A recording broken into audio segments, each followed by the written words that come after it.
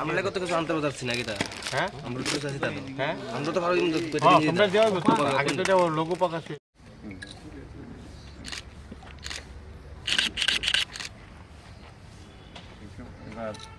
একটা সুখবর হচ্ছে আমাদের রাজ্যবাসীর জন্য এই প্রথমবারের জন্য ক্যাটাগরি ওয়াইজ আমরা এবার এশিয়ান টেনিস চ্যাম্পিয়নশিপ আন্ডার-16 করতে যাচ্ছি, যার শুভ উদ্বোধন আগামীকাল বিকাল 3:30টায় আমাদের রাজ্যের মহামান্য রাজ্যপাল মহোদয় উদ্বোধন করবেন। তাছাড়া রাজ্যের ক্রীড়া সচিব, ক্রীড়া দপ্তরের অধিকর্তা, ত্রিপুরা স্পোর্টস কাউন্সিলের, ত্রিপুরা অলিম্পিক অ্যাসোসিয়েশনের কর্মকর্তারাও এখানে থাকবেন। আমরা খুবই আশাবাদী রাজ্য সরকার যেভাবে খেলাধুলার ইনফ্রাস্ট্রাকচার তৈরি করছে সেইটাকে সামনে রেখে আমরা ত্রিপুরা রাজ্যে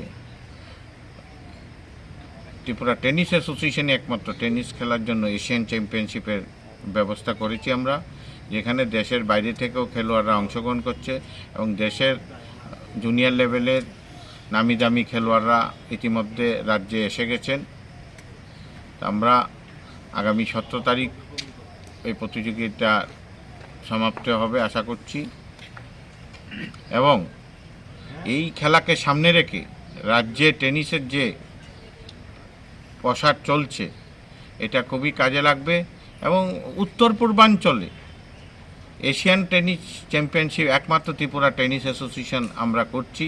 গতবার আমরা করেছিলাম ক্যাটাগরি 1, এবার ক্যাটাগরি ওয়াইজের আমরা প্রথমবারের মতো করতে যাচ্ছি, যেখানে বিদেশ থেকে অনেকেই এন্ট্রি দিয়েছিল, যেমন বাংলাদেশ থেকে দিয়েছিল। ওখানে সাম্প্রতিক যে ঘটনাগুলি চলছে সেখান থেকে মেবি খেলোয়াড়রা আসবে কিনা আমরা এখন কনফিউশনে আছি।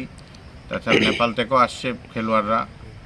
আমরা ত্রিপুরা টেনিস অ্যাসোসিয়েশনের সমস্ত কর্মকর্তারা মিলে যে বিশেষভাবে উদ্যোগ নিয়েছে রাজ্য সরকারের সহযোগিতায়, আমরা এই টেনিস চ্যাম্পিয়নশিপকে ভালোভাবে নেব, যেটা রাজ্যে আগামী দিনে খুব কাজে লাগবে। তা আমি অনুরোধ করব ক্যাটাগরি ওয়াইজ কি রয়েছে, ক্যাটাগরি ওয়াইজ আন্ডার-16 থাকে। তো ক্যাটাগরি ওয়াইজে যেটা হয় এরা একটা প্রথম সারির খেলোয়াড়রা অংশগ্রহণ করে এখানে দেশের এবং বাইরে, তো ওটা ক্যাটাগরি ওয়াইজের খেলোয়াড়রা আমরা এখানে অংশগ্রহণ করছে।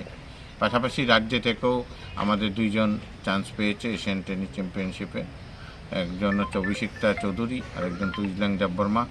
আরও বিস্তারিত আপনাদেরকে ব্রিফিং দেবেন আমাদের ইন্টারন্যাশনাল টেনিস ফেডারেশনের যিনি অন্যতম ম্যাচ রেফারি এবং এশিয়ান টেনিস ফেডারেশন যাকে রিক্রুট করেছে প্রবীণ কুমার নায়কজি এসছেন।